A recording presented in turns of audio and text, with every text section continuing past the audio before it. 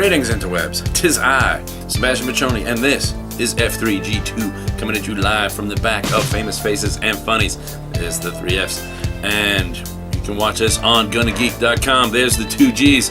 And I didn't feel like working my initials because it'd be overkill. And I didn't have any doubles or triples, so I'll just do the books now. Alright, F3G2 brings you Earth 2. Hey, look, see what I did there?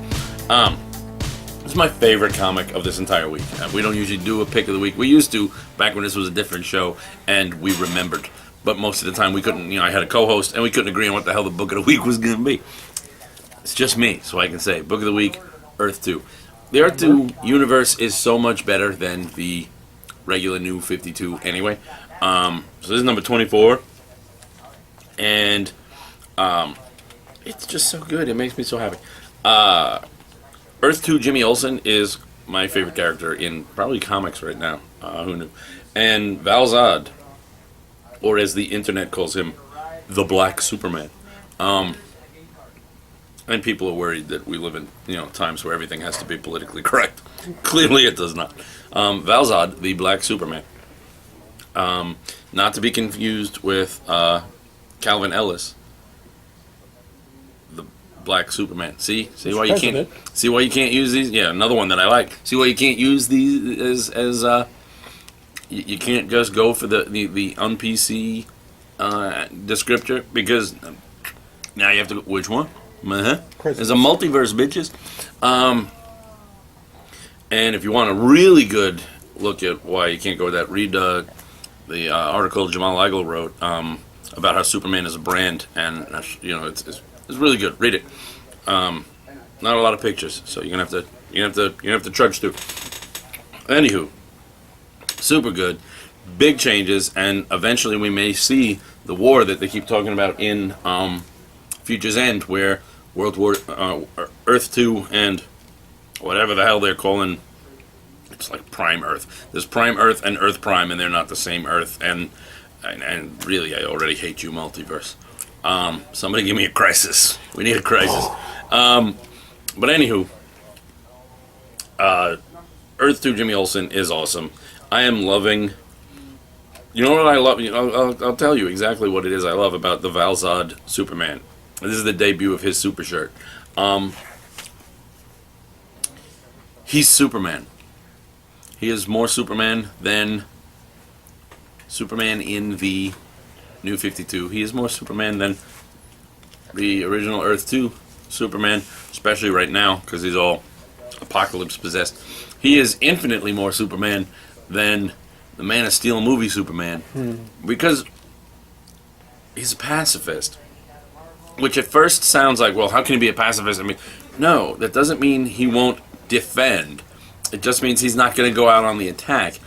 So he is literally a protector and is trying to balance in a world that's basically been taken over by Apocalypse and Darkseid's minions. How do you go about? And Jimmy gives a great speech to the Thomas Wayne Batman about exactly this. That I just read this. It is so good. Tom Taylor, quickly jumping up the scale of my favorite writers. He is on his way to the coveted Pantheon. Yeah, he's on his way to like Christos Gage, Cullen Bunn, Charles Soule status, and that's like my pantheon. That's like my upper echelon of everything. Read this, so good, so well done. Help! I fall down. Meanwhile, over in the New 52, Superman is still doomed, if you will. I really liked Steel in this. I love that they've put the armor over his metal healing himself skin, so he looks like Steel again. Everyone can quit complaining that he's not wearing a helmet. But some of the dialogue in this was a bit odd, especially between Wonder Woman and Lana, mostly on Lana's side. So that threw me. It's not my favorite part of the Superman doomed, infected storyline, whatever. There's enemy of the state. Infected is over. His enemy of the state. Plus, there's some stupid decisions made. By the way, the number is 32. I always forget the number. Because they decide to attack Superman with kryptonite, or Metallo, or Metal Zero, as they call him in.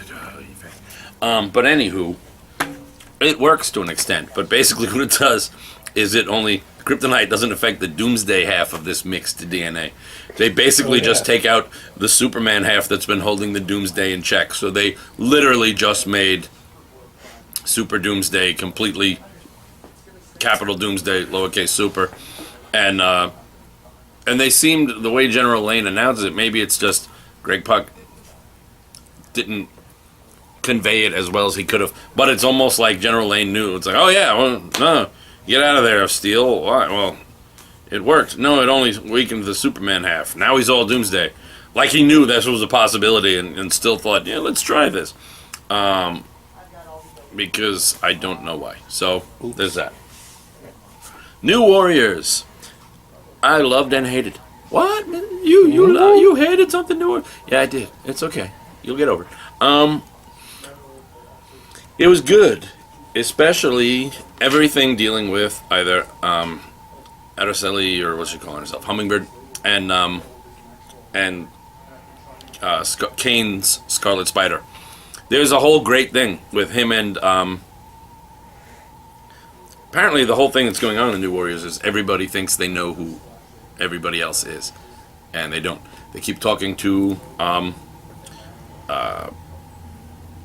what's everybody's least favorite code name? Water Snake, who is apparently her name is something San Namora, and she has been Farah Sar Namora. She's been charged with finding Namorita, but according to Justice and Speedball, like, you are Namorita. You are Namorita. It's just you. And she's like, no, it's not me. Like, well, we're gonna do a blood sample because I don't know why you're calling yourself this. She's like, my job is to find her. And so I don't know if she's, if Atlantis has clones. She has a sister, a cousin. I mean, apparently everyone who comes out of there is named some form of Namor. There's Namor, Namora, Namorita, San Namora. There's apparently there were Namora options, so this is what they had to use for names. Family tree don't branch. Araceli gets to read Speedball's mind because that's kind of what she does, and nobody believes it. She's like, I think I'm in love with Speedball. They're like, why? They're like, he's so dark and brooding. And they're like, what are you talking about? Because apparently while he's outwardly acting like the Speedball of the 90s, inside he's still all torn up and penancy. And she sees him sitting at the table as Penance, even though everyone else just sees Speedball, but she can read minds and see the things clearly and whatever. So she's like, do you still cut yourself? And he's like, what? And he then starts thinking to her, get out of my head. I'm going to ask you once. We don't talk about this to anyone. And, she's like, okay. Are there really spikes on the inside? Because his armor was designed to constantly cut him up because he's got two sets of powers. There's the bouncing energy redirect, kinetic energy redirection power. And then there's the pain discharge, which sounds like something you'd see a doctor about. But, so I really liked all of that. However, what I'm not sure I like is, you may have crossed lines when you've gone possibly too silly for me. All right, their new headquarters is Wundagore Mountain, former base of the High Evolutionary. High Evolutionary makes, whatever the hell he calls his... Animal. Yeah, they're not animates. He's got a word from new men, something like that, where he just like evolves animals. So there's a cat and a dog that stayed behind. The dog refers to the cat as his best friend. The cat is basically Grumpy Cat, an anthropomorphic Grumpy Cat as a character. The dog looks a lot like McGruff, the crime dog, dressed as monks. Here's the panel of them. They had names of Caninus and Calinitis and Felinitis or something like that. And they're like, look, just choose your own names. So they did. And apparently we'd like you to meet Jake Waffles and Mr. Whiskers. Which may be too silly for me.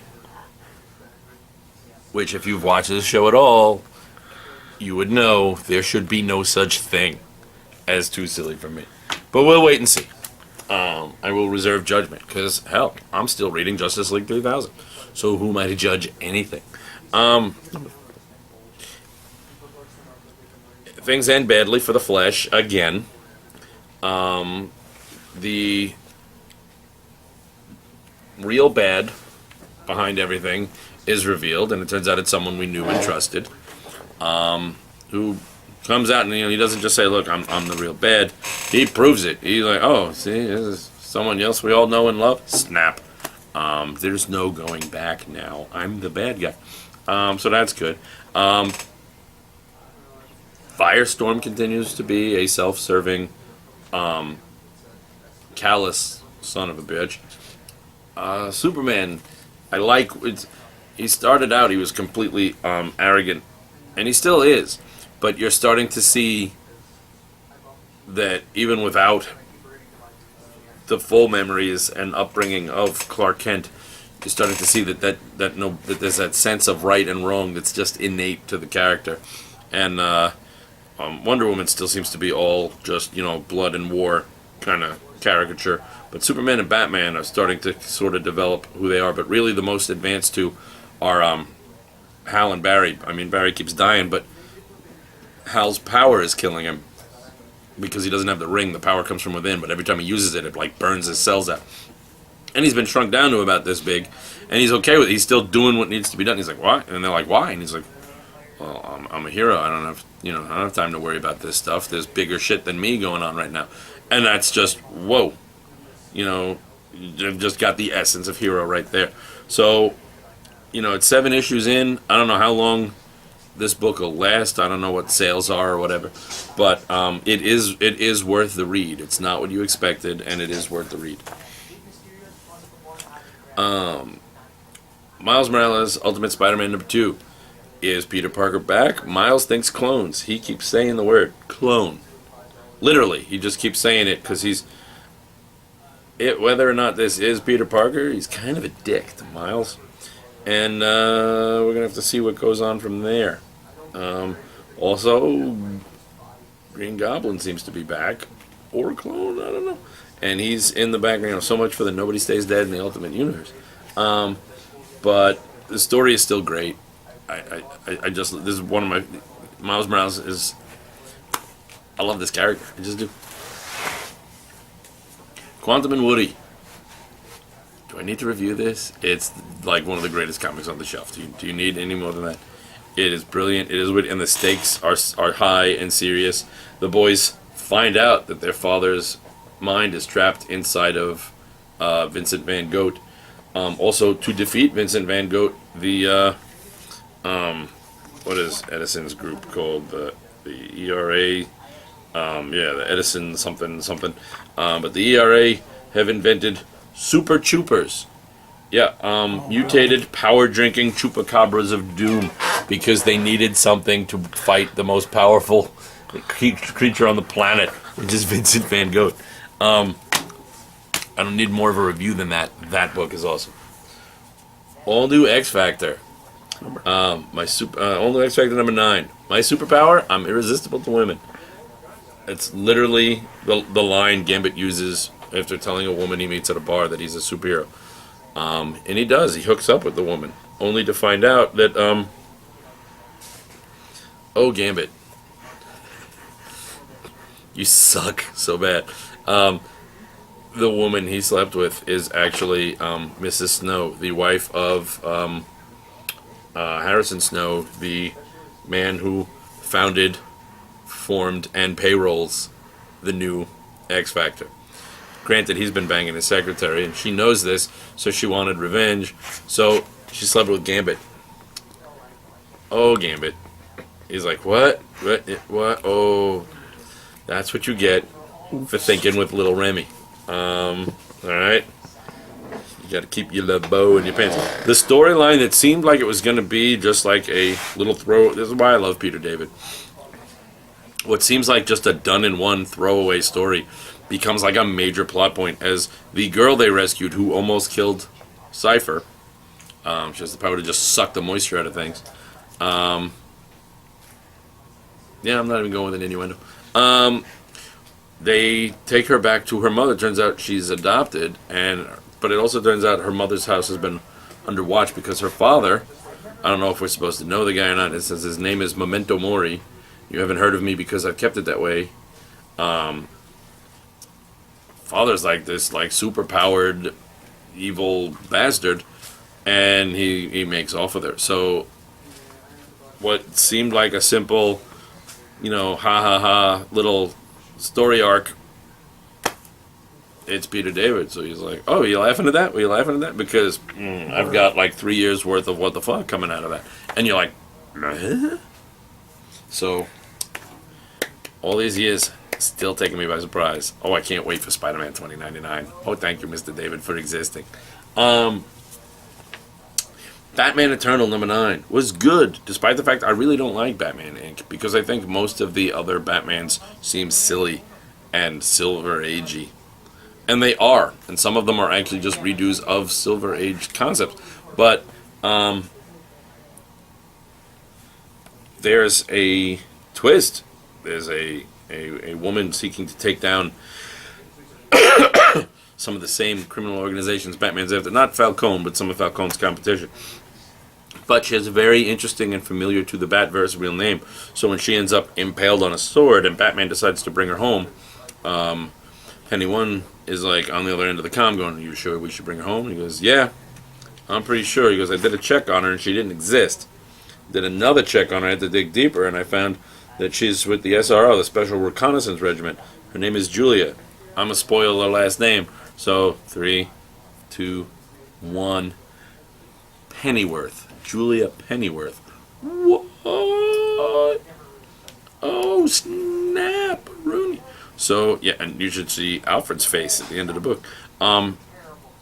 This one didn't jump around as much as the weeklies tend to because they've got to cover a bunch of things. So we have a bit with a bit in the beginning with Jack Forbes meeting with Commissioner Jack Forbes meeting with Falcone to say, or Falcone, I like to get all extra Italian, but Falcone to say, hey, your Batman priority is still your big priority, but Catwoman is actually trying to take over my stuff, which, if we've read the Batman books and seen that little peek ahead, we know the Catwoman kind of becomes the crime kingpin of Gotham. And she is starting that, and Falcone's not thrilled about this because he just made himself the crime kingpin of Gotham, so he doesn't want to lose it already. But then the rest of it is in Japan with everything else. So it's really more of a solid story than it is the typical weekly and this and this and this and this. Alright. Future's End. I don't like what you've done to Mr. Terrific, Future's End. Future's End #5. You've just made him a douche. I don't like it. You've also made Firestorm a douche, but at least you've explained it better. And he's still half redeemable. There is this little girl that is like uber powerful, and an island full of Omacs that are not quite. They're definitely not the Omacs that, the Blue Beetle killing DC taking over Omacs. They're definitely, they're closer to a kind of cross between Omac from the New 52 comic book Omac and Omac from the original Jack Kirby Omac, with the concept that there's a bunch of them, so they, there's an army of Omacs, which seems redundant since Omac stands for One Man Army Corps. Little bit of everything. Yeah, it's the Omac hodgepodge, if you will. Big Trouble in Little China #1 was amazing. It picks up literally with the end of the movie. All right, you've got that. You just listen to the old Pork Chop Express here and there, take his advice. It's the ending line right before the demon orangutan thing pops out and the movie ends. It picks up right there, and it turns out that in killing Lo Pan, the demon that was bound to him is now bound to whoever killed Lopan. Lopan was killed by the knife throw from Jack Burton. So now he has this demon that he's named Pete. Fantastic. That he thinks he's going to have to fight, and it's just like licking his face, and follows him around like the biggest guard dog puppy ever. Which is brilliant, because Jack is still just the inept hero that he always was, so he's finally got some competent muscle to follow him around. He goes back to try and return it. Egg's the one who informs him, and he ends up he and Pete the orangutan demon crash Wang's wedding, only to find that Lopan's disciple has come for revenge, and everything starts anew. It is so well done because, with a creative team like Eric Powell and Brian Chirilla, really you can't go wrong. Brian Chirilla's cartoony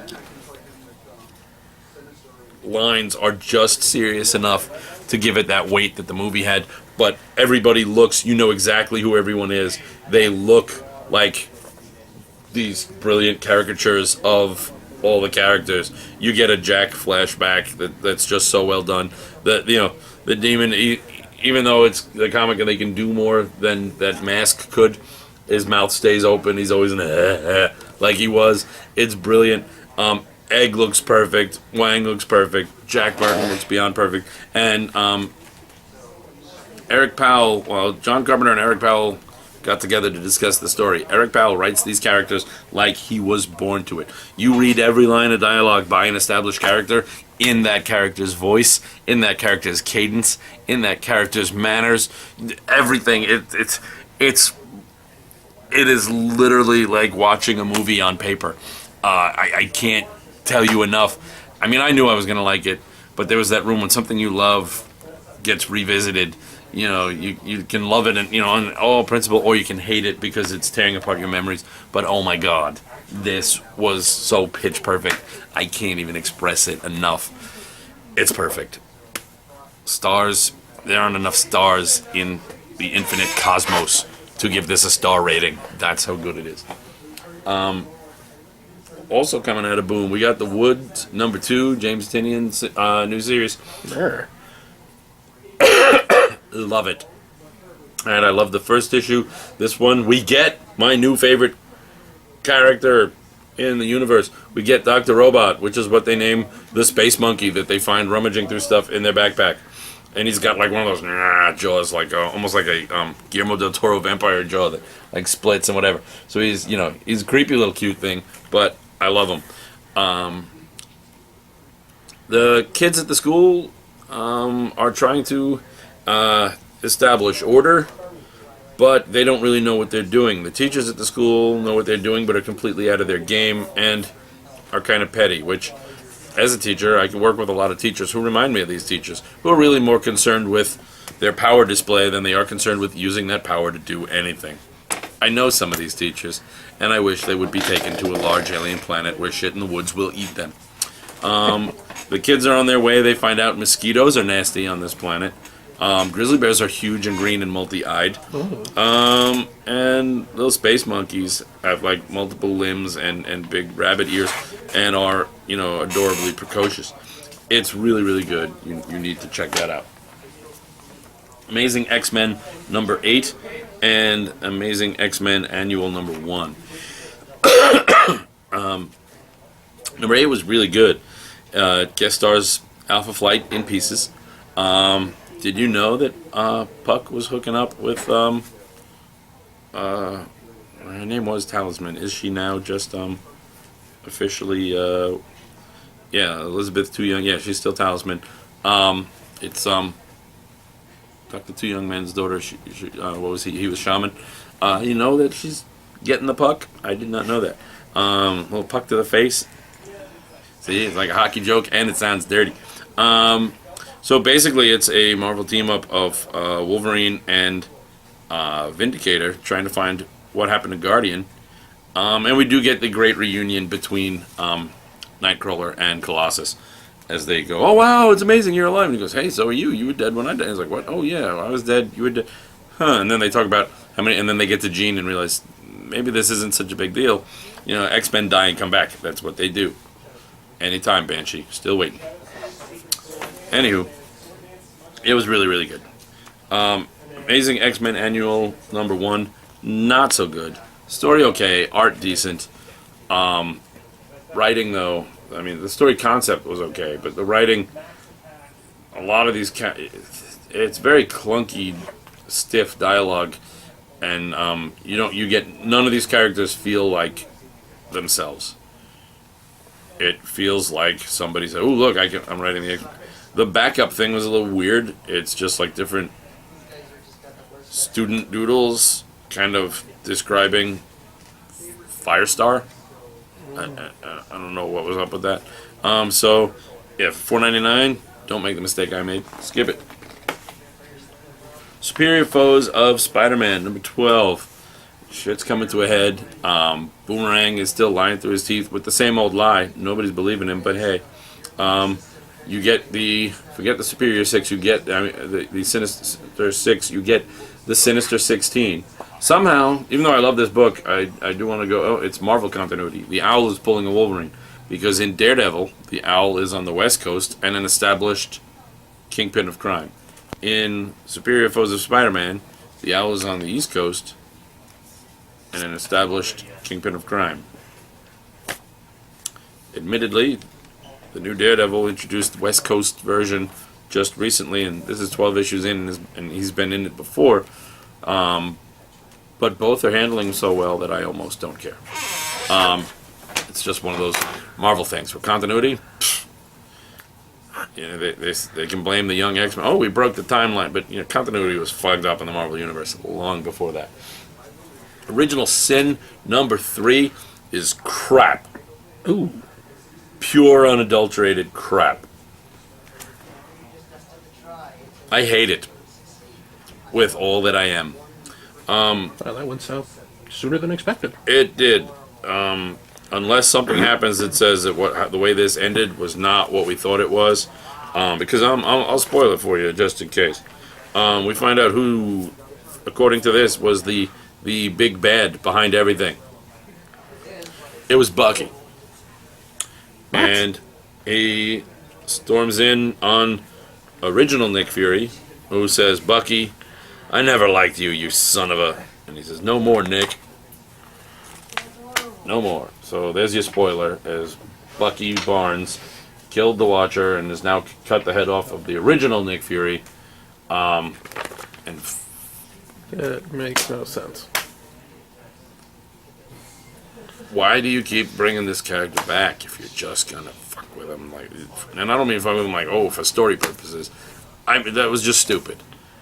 Stupid. What kind of sense does that make with his character? It makes none. All right. Let's see. What the hell? How do you even say this?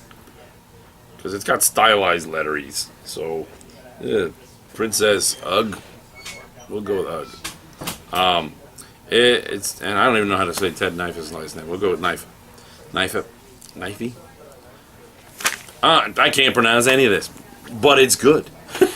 Just don't say any of it out loud. It's really good. Gorgeous artwork. I mean, his artwork always is. But this is like... I'm at a loss. This is somehow... two completely different art styles here, but this is the best way to describe it. If you can imagine that somehow Michael Avon Oeming and Charles Vess had a baby, this is how the kid would draw. There's no other way to describe it. It's gorgeous. It's a really good story of a barbarian princess who's, you know, a lot more down-to-earth and barbarian-y, but ends up going to... There's like a princess finishing school. And, you know, they're all like, "Oh, princess." And she's like, "Yeah, I'm a princess, but I like to fight with an axe. And, you know, I'm not big on knitting." You know, so it's a, you know, fish out of water story. But it's really, really good. And it's, you know, it's just a, you know, refreshing take on... I mean, we're getting a lot of those lately anyway, but it's another refreshing take on typical concept of princess. The Wake this book continues to baffle me. I love it. I love the art. I just love it so much. But yeah, this is the wake number 9 of 10, so we got one left. And hopefully I understand, if by issue 10 I understand 5 issues, I'll be happy. But I'm going to read the trade and see if reading it all not spread out makes me go, ah! But, yeah, I like it to look at. I like the story for what it is. This is another one of those, like, Pretty Deadly, where I know there's a bigger picture that I am missing that is clearly not the fault of the book and entirely because I'm an idiot. Clone number 17. Oh shit, I love this book. That's my review. I just read this book, buy the trades, read this book. Shit's getting real. I don't like certain people. And this crazy lady that tried to... Oh man. And none of these are finished sentences because this, I don't want to spoil things for you. You need to read this. This is... This is Walking Dead level good. Comic book Walking Dead. You can make what you will of that, you know. But this is Walking Dead level good story. So read Clone. Green Arrow number 32. I'm loving the Jeff Lemire Green Arrow. It is simple. It is simple. All right. It is. This is what's bad. This is what's good. This is how we go. Ollie's over his head. Go. All right. We get a look on Richard Dragon. This Richard Dragon says that he stole the name of the man, his mentor that he defeated, which makes me infinitely happy. I was liking it anyway, but the original Richard Dragon wasn't a bad guy in the DCU, and the original Richard Dragon was very much not this guy. So within New 52 continuity, we can believe that the Richard Dragon that we once knew and loved existed and died. And even though that should make me sad, it actually just makes... I was liking this anyway, but now I feel like I can give myself permission to like it. I don't have to feel, oh, I'm betraying myself and my ideals. Nope, it's good. That guy, they are dead, good, gone. Moving on, moving right on. That Sebastian guy, he just doesn't like change. Suck it. Huh. Change. Not for the sake of change. It's true. I like change that I can understand. Not like a change I can accept. I can deal with change I can't accept as long as I can understand why it changed. So there you go. But yeah, this is really good. And there was talk over what's going to happen. Who is this new? They said there would be a new Green Arrow. And there is. At the end of this issue. Ollie's still there. People were worried when he took an arrow through the head that he was going to be El Dedo. But he's not. And the new Green Arrow showing up and declaring herself the new Green Arrow. Spoiler in 3, 2, 1. It's baby half-sister Emiko, the daughter of Ollie's father and Shadow. All right? And she's just like, yeah, don't call me Emiko. I'm the new Green Arrow. Basically, she's still deciding she can do things better than her brother. Just now she's on his side and is still going to show him up. So that's pretty cool. The only fault I will say, and it's a minor fault, but one of my favorite Bat villains, for sheer ridiculousness, has always been Killer Moth. I don't like this down and gritty, realistic looking Killer Moth. I like my Killer Moth in that stupid beaked mask with moth wings and weird moth guns. So fix that, somebody. Loki, Agent of Asgard. Comes down to Loki versus Loki. Loki, Agent of Asgard number 5. Alright, Loki's big break into Asgard thing. Thor uses Thor as a distraction, so Heimdall's like, oh, and doesn't look and see the rest of them sneaking in. Enchantress and I forget this chick's name, Veritas, she's got this ability. Loki's fascinated with her because this is a girl who has the ability she can tell when anybody's lying. Right? She's like the hottie human lying cat. And they go through and they're gonna free some of the Asgardians that they've helped in prison, but it comes down to Loki versus Loki because old Loki's there, and old Loki,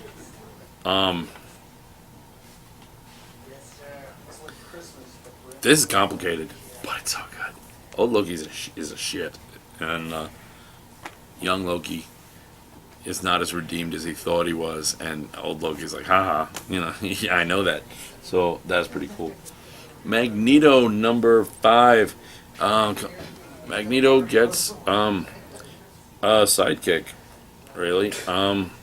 This chick who's been following him around and goes, look, I can help you because I can figure stuff. He's like what? And she just starts dumping information on him, and he's like, you're hired. Fine. He's like, so he gets, it's Magneto's Gal Friday. She, her last name is Raleigh. She gave a first name at some point, but I don't know. But yeah, she dumps all information about. He's like, for starters, I can tell you almost anything about the SHIELD task force aside to bringing you in. And he's like, that is a start. And he's impressed. So yeah, she's like the remember Microchip, the guy in the van that used to give Punisher all his tricked out weapons and shit. She is Magneto's Microchip. Aquaman and the Others is good. It makes me worried that this will end badly. Aquaman and the Others number 3. Aquaman takes he gets a little. He may be a little bit impaled, but he's got 2 books. I don't think he's too worried about his mortality rate. And again, Prisoner of War continues to be my favorite character in. Well, I guess we'll go with my favorite character in the New 52 universe. In the complete DC universe, my favorite character is Earth 2 Jamilson. That guy's awesome. Suicide Risk, number 14. Requiem's daughter finds out the back and forth between her past self. This is a very complicated book. All the superpowers of one world that got themselves in trouble have had their minds erased and sent to our world to live new lives. But someone thought they were giving people powers, but really all they were doing was making people. It only worked on certain people, and the people it worked on were the people who had powers but had their memories erased. But once you activate the powers, they start remembering who they are. Requiem, the most powerful of these, had his daughter come through to our world with him. She has no idea any of this is going on. In the end, she wishes to be where her father is, but it's the new version of her that wishes this, and the new version of her father is nowhere, so she just disappears. But the nowhere that the new version of her father is he is currently trapped inside his own head because the Requiem version has taken over. So she may literally end up inside her father's head with him, and maybe the two of them can get back out. And let's just say Requiem, his name's Requiem. As you can tell, he's not the nicest of guys. So maybe the implanted memory version that thinks he's a family man can do a little nicer than the original him is doing.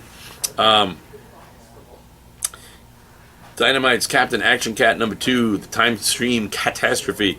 Captain Action Cat and Action Cat meet Ghost and X as they continue their little jaunt across time.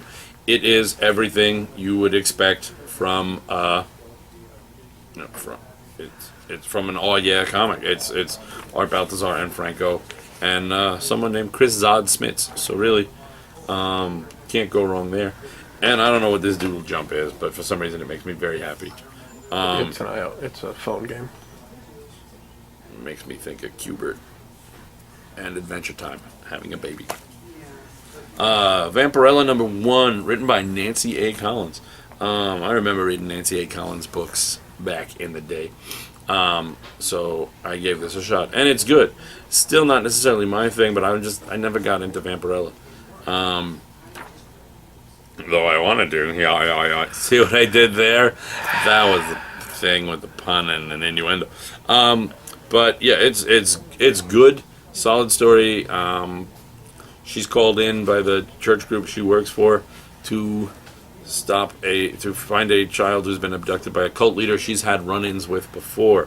Turns out the whole thing is a trap, and they do something to Vampirella that is enough that, well, suffice it to say, the church group she works for, at the end, they're sharpening stakes and saying, yeah, In order for the world to live, Vampirella must die. So she's got some complications, kind of war on two fronts there. Swamp Thing Volume 4 trade paperback.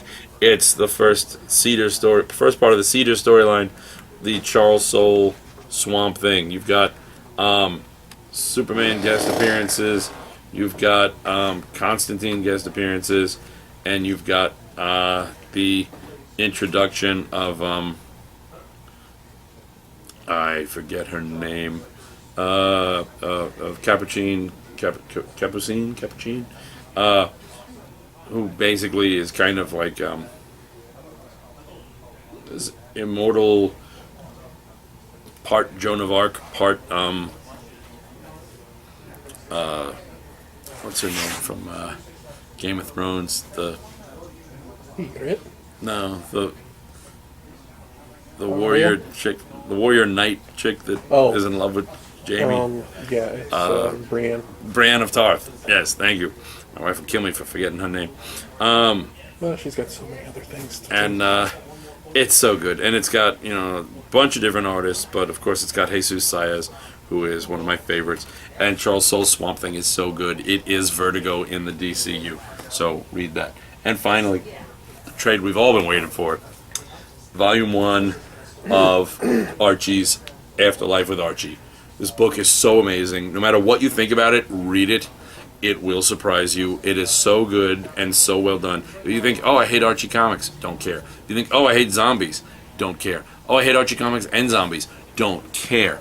Read this. It is so good. I can't wait for Sabrina, the book that's going to take place in the same universe.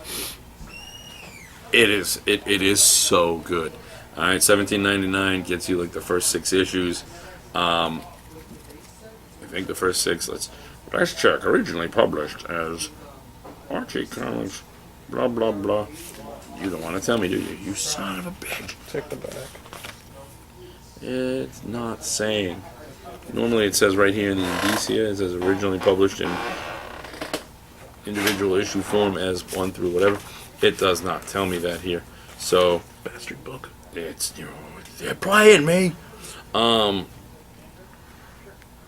It's at least got 1 through 5 because it shows the first 5 covers. So there. Really, really good. Check that out.